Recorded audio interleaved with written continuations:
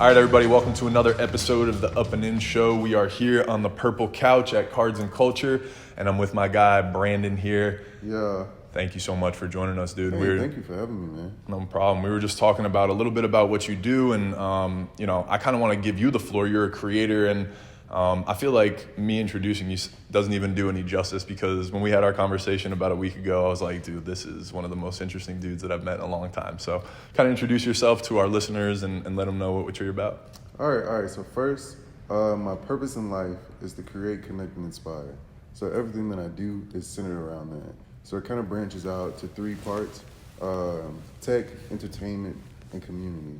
There's sort of entities that are tied to each mission, in which I kind of, give my time, my attention, my ideas, my blood, sweat, and tears to, because I think that they overall have the potential to really change the way in which we experience life, the way in which we experience community, and what we also are doing in terms of entertainment.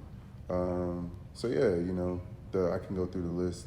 LA Shifts is a local nonprofit with the overall goal of shifting the culture and mindset of Baton Rouge and surrounding areas, potentially the world. And then from there, Rosewoods BR is an overall entertainment company that sort of helps with creative assistance from, musical ideas to like physical ideas to, just overall the entertainment as a whole. And then lastly, here Seika is a tech company in which we're trying to develop the products and create the future that we want to see. Dude, I feel like we're going to be here for a couple hours. Like, that's so sick, dude. And when you came in last week and you kind of like laid that out, I was like, whoa. I mean, we met, what was it, at BR, the startup, right? Startup grind, right? Mm-hmm. So I got a chance to just talk to you for a few minutes, and then we, you followed up and came here. And I was just blown away by some of the things that you're doing, some of the things that you want to do and that you've laid out. So talk to me a little bit about how you get this mindset. You're 27 years old, right? 26. 26. Yeah. So I think that's really young, relatively young in the world and what you want to do, especially to have the mindset that you have, right? Like, and so we talked a little bit. I know you studied philosophy in college, but what makes you you, and like kind of drives you to create that mindset and be the person that you are today? I think, so I want to give credit to like the person who really showed me how to create. So it's my mama Chapman. She's like my grandma. So she overall, from I was like probably like 5 or 6. I wanted to have like a carnival for my birthday. Okay. So she sat with me. She talked to me about what does that look like, and then we kind of talked about the booths and things that we would have. And we overall, sat down, we turned a refrigerator box into like an entrance, a carnival entrance. Yeah. That's like, welcome to Brandon's birthday party or something like that. And so from there, she planted the seed. So it just had time to compound and, grow exponentially. So now, I don't know if there's really any limits, because I never had any on me. It's just you have an idea, you want to make it, do it. I love that. Yeah. And I think that's so important to start that at age 5, right? And for you, or however old you were as your grandma, and same thing with me and my dad, right? He told me, if you want to play baseball, just go play baseball, dude. Like, you can do it, know? And just that little bit of confidence of knowing that you can do it, I think for my whole life allowed me to chase this crazy dream, right? And do this stuff. So I think that's so wild, and I love that. And I was going to ask if there was anybody that influenced you in your life that kind of had that effect on you. I think that definitely influences throughout. But when I kind of, go back and just recall, I think she played the biggest role in at least setting me on this track. Yeah. And that's, you always know too, right? There's people that just say things differently to you, and they sound different. It's heavier. You hear their voice in your head over and over again. So I love that, man. So talk to me a little bit. Where are you from originally? Chicago. Chicago. Okay. So how'd you end up in Baton Rouge? My mom was from Baton Rouge. Okay. And she moved to Chicago. She had me and my brother up there. And then the culture of Chicago it has some nice parts, but overall it's fairly dangerous. I had a few friends growing up. They were forced to join a gang, and so it's sort of an environment that's really hard. Yeah. So she wanted to give us a better opportunity, and she knew she had family here, so she just brought us back here. Man, that's dope. I spent some time in Chicago too. I played with the White Sox for a little while. Okay, So. yeah, that's really cool. Yeah, dude. And I always said my location number 2 for Cards and Culture is going to be in Chicago. That'd be I always super wanted to have a location up there, and the city of Chicago is like, I want to live in Chicago. I'm going to have a place up there one day. Yeah. Like, I just feel it. Chicago's super cool. Great Yeah. time, great vibes. And also, I didn't even know that, but that's super cool because I definitely used to love the White Sox. Really? Yeah, Let's I go. went to the field. I got to like just go out there one time Fucking on the right. field. It was really cool. Yeah, dude. And so, I don't know. It was something about, like, playing with the White Sox, too, in that city, right? Because, like, the Cubs are the clean cut, like, good boys, you know? And it was like, we're the South Side, like, bad boys, we're trashy. Like, we're going to, like, you know what I'm saying? Like, the Yeah. stadium. I don't know. It was just a fun team to be on, too. So, it just made my experience in Chicago that much better, too. Yeah. And obviously, I was up there during the summer and the fall, too. So, the weather was good. You know what I'm saying? So, like, I had a good experience with Chicago, too. I love it. I fuck with it when I go up there all the time. So, It's such a vibe. that's pretty crazy. I didn't know you from up there. All right, so you come down here, and then did you go to LSU? Yeah, I went to LSU. So that's when I started studying philosophy, Yep. philosophy and film. So, you know, it was interesting because I was doing business at first. And I'm like, you know, I'm doing my work. But overall, in terms of like being involved, wanting to continuously read, wanting to, you know, just dive in a little deeper, I started to find myself leaning more towards like my philosophy courses. And so in that moment, it was like, well, I could always study philosophy and maybe film, you know, do like dual degrees. And then as I'm working on my business and stuff, then I'm just kind of looking specifically for that information. Yeah.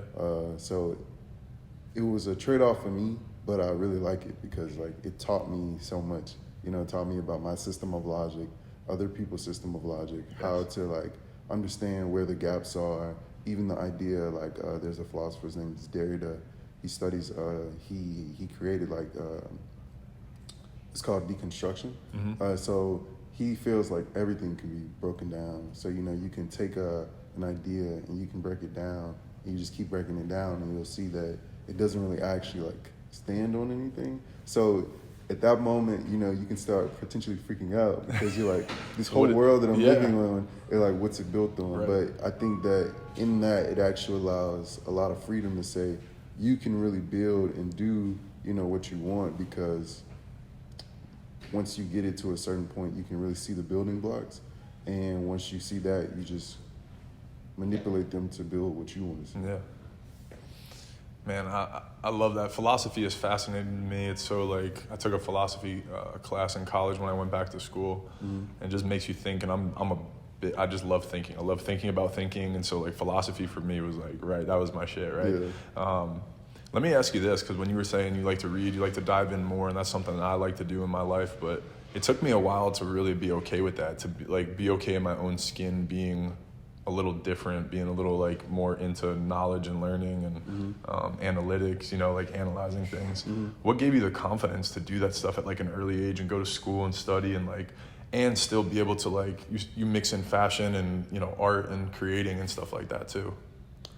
So I guess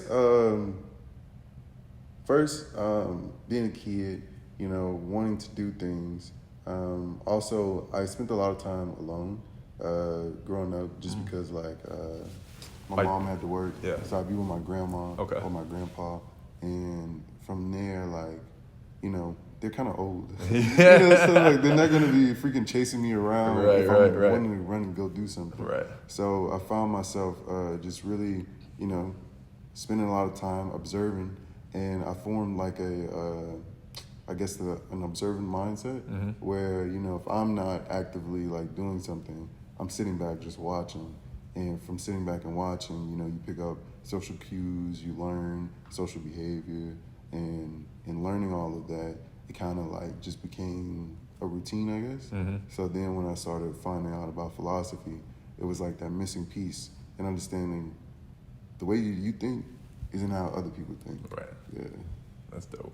So is philosophy, like when you major in philosophy in college, do they break things down to like the beginnings of thought and like how, like tell me what is the basis of philosophy when they teach it to students at school? So typically we go and we start with like Socrates. Right, like a history, right? Like and that kind of stuff. Because he really, what is it called? It's Socrates.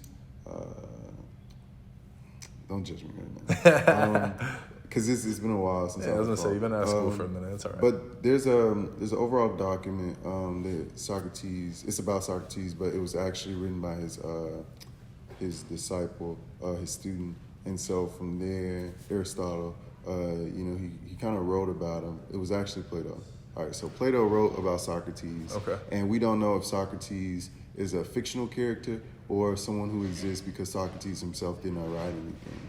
But Socrates overall had a point of view of asking questions of saying, why?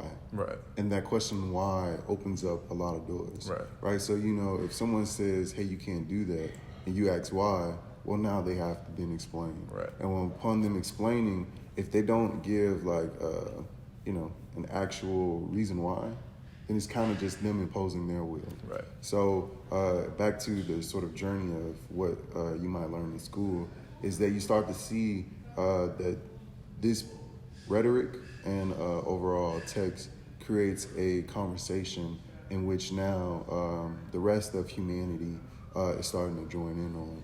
And so then you start to learn about what does this person have to contribute to the conversation about what is thought. And it gets pretty deep because you can start to realize the sort of the structure of thought. And when you think about it like that, it starts to, I don't know how to say it. It starts to expand your understanding. Oh, it does. It's one of those things that you can't even put it into words because you're just realizing things like in your brain, right? Mm-hmm. Like, oh man, that's the crazy part to me too, is like that kind of energy when those things are happening too, and you're figuring shit out like that and putting the pieces together. That's some crazy shit. So philosophy to me is pretty deep, and I had one class and my head was spinning because I'm such a thinker, and so I'm like, wait, if this is that, like, right, like you just poke holes, and it's so fun because I like having conversations with people who enjoy that kind of stuff too, right? Mm-hmm. And they don't take it as a threat or take things personally when you're challenging or just having a conversation about wanting to learn more, understand, or things like that, right? Yeah. Because that's what it is, right? Like sometimes people talking about things, they have no idea what they're talking about. But sometimes they have, they're at the tip of it. Like, it's at the tip of their tongue. And when you ask that question, if you ask it the right way, you can help them make a breakthrough. And then you also now learn. So it's just it's a really cool game, I think. Yeah. Nice. All right. So talk to me a little bit about when you were done with school. You graduated, I'm assuming, right? Mm-hmm. So was this stuff that you were doing, some of the, the entertainment company, the nonprofit, the tech, was that stuff that you've been doing your whole life throughout college, or is that something after school? All right, cool. This is what my purpose is. This is what I'm trying to go do. So with creating, been creating since forever. So in high school, I had a band. Nice. We were like a group of rappers. We had a drummer. Let's go. That's pimp. So we were doing like shows and stuff. Nice. And it was like my responsibility to I kind of took it upon myself, but like sometimes I feel like you got to. Yeah. So I started booking pimp. us and things like that. So we were performing. We made our high school $2,000. No way. Yeah. Like for having a show? Yeah. That's pimp. And That's so cool. From there, I had experience with that. And then with tech, a lot of the stuff that we were trying to do, like equipment-wise, music-wise, it was just having to learn, get it, put it together, make it work. So it kind of got me more involved in tech, at least in terms of using it. And then from there, a certain need would come up, and artists are kind of broke. Yeah. You know what I'm saying? The really good ones are making a lot of money, and they figure out how to monetize it. But when you're 16, 17, even 18, you're not really having a large access to capital to really be able to do and pay for a lot. Right. So a lot of that comes from, a lot of the creating comes from having not, let me say that better. A lot of creating comes from not having, and you have to use and learn what you, how to use what you have to get it. Nice. Yeah, no, I like that. And it's just a whole different side of your brain too, right? I don't know. That's the crazy part to me is now that I'm in this more entrepreneurial world rather than the structured baseball world where people are telling me what to do, right? And I was just And I was really good at that world. I'm good at listening to instruction. I work hard, that kind of stuff. So it was like, but it was a very certain type of thinking, right? Now I'm on the other side and I'm creating things, whether it's ideas or opportunities or sales, right? Like all these different things. Yeah. Like it's just using a different side of your brain. So I love that, man. And it's cool. Like the way you said that too, creating is like, and especially like in the beginning, right? Entrepreneurship's the same thing, is like, how do you create with what you have, right? That's cool. All right, so talk to me about the vision, some of the goals, and where you want to go with this, right? Because we're talking about some of the events. You had one last night, so maybe you could talk about that and maybe the way that Cards and Culture can be involved too. For sure. So right now, the event that we had last night was a collaborative between LA Chef and Rosewoods BR. So it was a poetry event with Capitol Park. It's a great venue here locally. Junior is the owner. He's a very, very cool guy, very laid back, but also very supportive. So from there, we overall had like about 12 poets.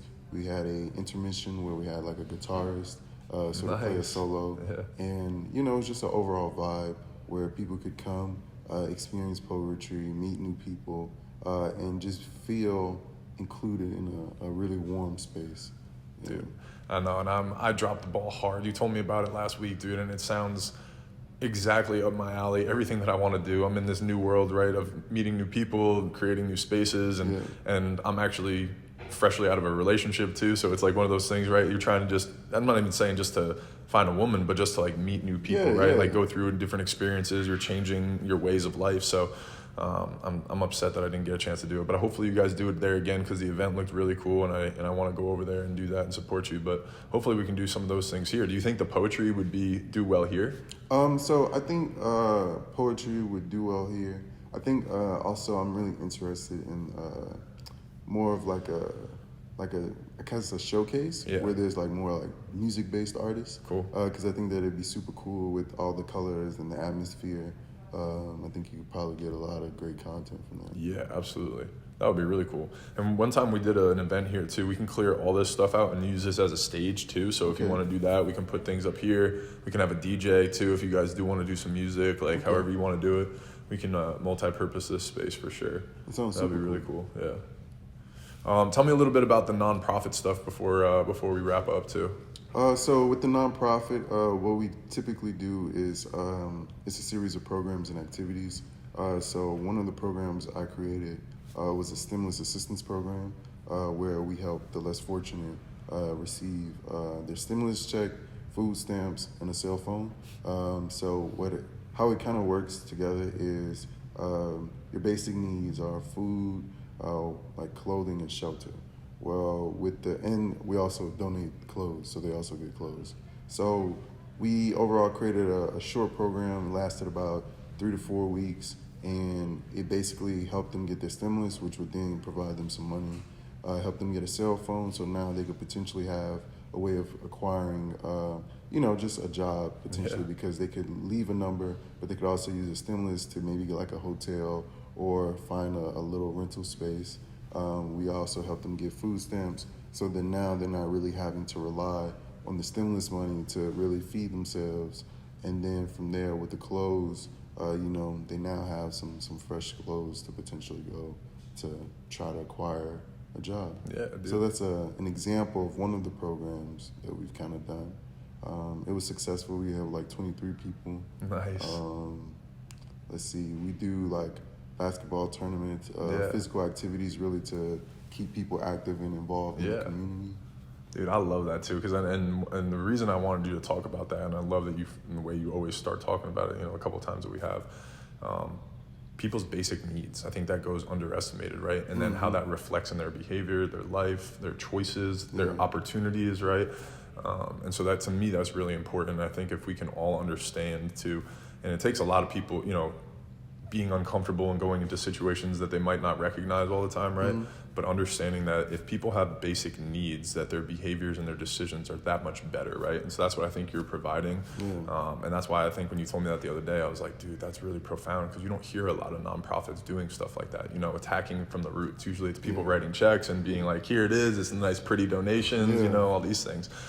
So you're attacking it from the roots, and I think that's where you really like get to start to make a difference, you know, in people's lives. I would agree. So it does all go back to, like, I don't want to sound like a broken record, but philosophy, right? Yeah. So when you take a look at a philosopher like Derrida, who says break it down, you know, so when you look at the problem and the issue, because that's really all it is. It's a problem, it's an issue, and it's sort of a societal one. Right. So now the idea is that we have to figure out a solution that can then be applied and, you know, kind of across the board, because that's the only way that you can really stop it. Exactly. So when you break it down, it goes back to the basic needs, that the reason why they're not contributing is because they don't have what they need. Exactly. If you give them what they need, and we can maybe figure out then how to tackle some of the maybe mental illness, the substance abuse, then at that point, you've now kind of helped this individual be a productive member of society.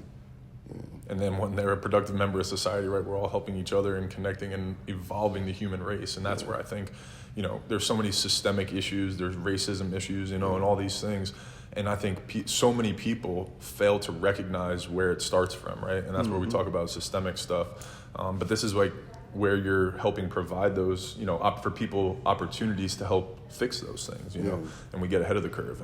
But I think too, like, just it's important doing podcasts like this and getting your story out there, and the importance of why you're doing what you do, because people eventually, you know, buy into your why. It's not like what you do, it's why you do it, you know? Literally. So I appreciate that, and that's where I think it's important to talk about that, and I'll always want to make sure that I help you tell that story too. So I appreciate it. Yeah, I hope you keep going, dude, and I hope this is just the beginning of a friendship and a partnership, and we get to do a bunch of work together. This is going to be fun, so I'm happy we got to cross paths, and thank you for taking the time to come on the podcast and talk.